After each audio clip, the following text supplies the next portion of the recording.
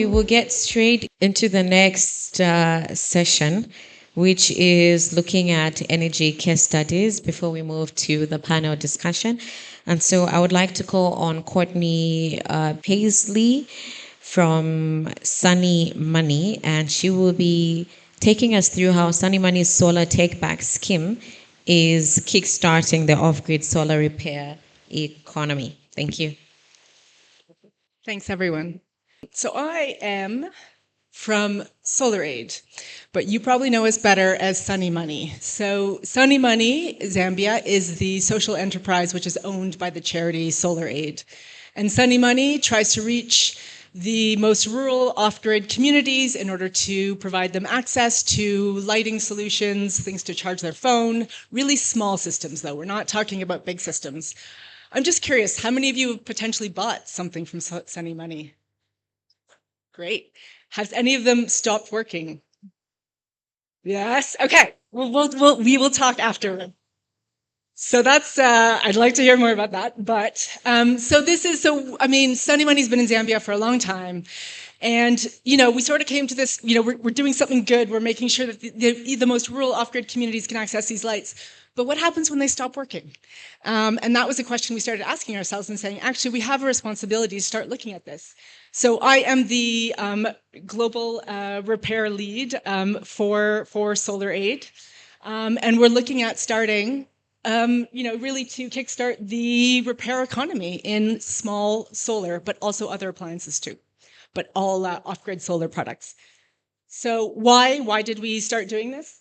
Well, there is some research which shows that over 250 million solar products in Africa, which is 75% of the products sold across the continent to date, have fallen into disrepair. So these are products which can be life-saving products for a lot of people, and they are no longer working. But, and I'll go into some of the research, we found that about 89% of those are still in the household. So as was just mentioned, people are holding on to these things. They are keeping them in their house. They're holding on to them. And a lot of them are repairable. The customers that we've talked to, they all want repair. They all want to access that. But it's last mile customers that suffer the most. So being able to access repair facilities, it's the most rural people that really suffer. And then we're looking at what does that contribute to growing levels of unnecessary e-waste. So this is why we started this take-back scheme. This was in 2019, and we wanted to understand it a bit more. What was actually happening to these lights? So what we did was we basically contacted our network. We work through agents who go out and sell these products to really rural areas. And we said, look, we're doing this take-back scheme. If you bring your non-working light, we'll give you a voucher off a new one, maybe 20%, 25%. It varied depending on the light. And a lot of people did not want to give their lights back. And they said, this is worth more than actually this voucher that you're giving us, even though it's not working anymore. It's not working. It's just sitting in their house. But there was really a hope for repair. There was a hope that at some point that this light would start working again, this phone charger, whatever they had. And there was a real value placed on those products. And there is. I mean, it is worth more. There's a lot of material there, as we're talking about. But yeah, people were just keeping them in the home. But so then we gathered as many as we could. We opened them up, we looked, and we tested them. And we found that about 90% of the ones we were looking at were repairable. It's mostly the batteries, which is not surprising. There are PCBs as well. So that 90% includes PCBs and wires as well. But really, batteries, 3 to 5 years maybe, and they'll stop working. This is just a natural thing that happens to products. But the big problem is, you can't access these spares. Spares are incredibly difficult. The high quality spares, if you go into a small town, you will find a rechargeable battery which lasts maybe 3-4 days and then it stops working. You go into Lusaka and you try to find these spares and you cannot get them. We go to manufacturers and we try to get these spares and they are very reluctant to provide them. We tried to find them on Alibaba. We tried to find them everywhere. The challenge is they're different sizes and they're not interoperable. So it's a really big problem. We can't access good quality spares. That's our #1 challenge. We did find a limited repair technician knowledge. So we also went to different repair agents across Zambia and we sat with them. And we said, when you get something new that you don't know how to fix, how do you fix it? And they said, well, we just go on YouTube and we watch videos. And that's how we learn how to repair things, which is fair enough. So we created something called the SunnyMoney Repair app, where we basically, it's on the Google Play Store if you're interested, and we basically broke down the different components on how to repair these so that this is actually available for repair technicians if they get these products. They can look to see what the problem is. It's like a problem tree. They diagnose it. Because we also then we asked the customers and we said, well, have you brought this to a repair technician? And they said, no, we don't trust that they have the knowledge. Like, they're just going to make it worse. So we thought, okay, that's one thing. So we're looking at training. We're looking at providing these repair apps. And basically training both the repair technicians, but also our agents as well. So our agents in Zambia can now do very basic repairs. They can replace batteries, but they can't do anything more than that because that usually requires power in order to solder things on. But so those were some of the challenges. And when we asked a lot of questions, we found that 43% of these customers actually tried to fix the light themselves, and some really impressive handiwork that people did.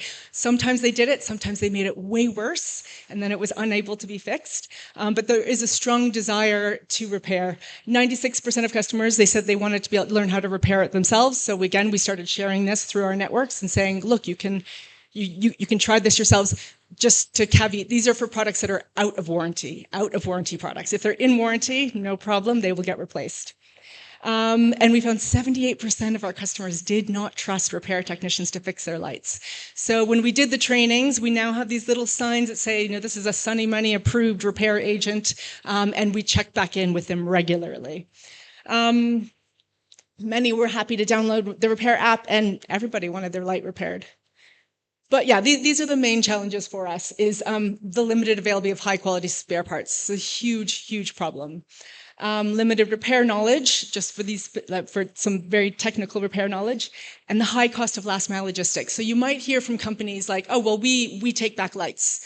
But where do they take back lights? Do they just have a bin somewhere in the main town? Do they have a bin in a small town? How long does it take someone to get from a rural area to get to that small town? The last mile logistics are incredibly expensive.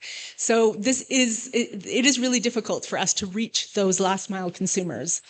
We also have restrictive product design. So when we were opening up the different lights, some of them were fun, you could open them up. Some required a very special screwdriver, and some were ultrasonically welded so that when you open them up, they broke immediately. And this is where we need to bring the manufacturers on board to really have like design, repair in the design phase. The cost of repair can be prohibitive.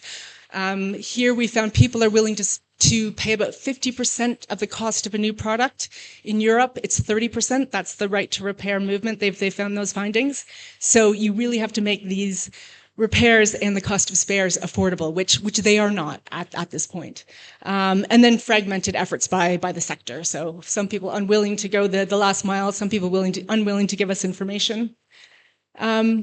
We did write a publication on this, trying to understand from the off-grid solar sector what the issues are. 90% of distributors said, well, we offer repair services, but again, where and how, and usually that's within warranty.